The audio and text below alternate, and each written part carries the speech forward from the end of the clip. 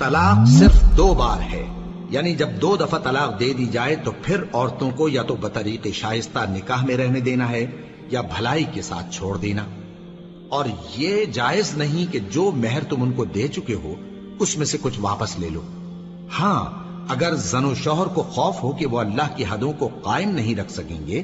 تو اگر عورت خاوند کے ہاتھ سے رہائی پانے کے بدلے میں کچھ دے ڈالے تو دونوں پر کچھ گناہ نہیں۔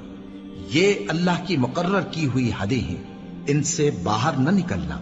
اور جو لوگ اللہ کی حدوں سے باہر نکل جائیں گے وہ گناہگار ہوں گے۔ پھر اگر شوہر 2 طلاقوں کے بعد تیسری طلاق عورت کو دے دے تو اس کے بعد جب تک عورت کسی دوسرے شخص سے نکاح نہ کر لے اس پہلے شوہر پر حلال نہ ہوگی۔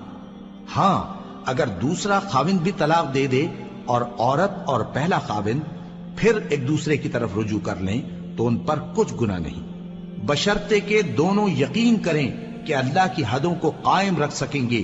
اور یہ اللہ کی حدیں ہیں، ان کو وہ ان لوگوں کے لیے بیان فرماتا ہے جو علم رکھتے ہیں۔ اور جب تم عورتوں کو 2 دفعہ طلاق دے چکو اور ان کی عدت پوری ہو جائے تو انہیں یا تو حسن سلوک سے نکاح میں رہنے دو یا بطریق شائستہ رخصت کر دو، اور اس نیت سے ان کو نکاح میں نہ رہنے دینا چاہیے کہ انہیں تکلیف دو اور ان پر زیادتی کرو، اور جو ایسا کرے گا وہ اپنا ہی نقصان کرے گا۔ اور اللہ کے احکام کو ہنسی اور کھیل نہ بناؤ،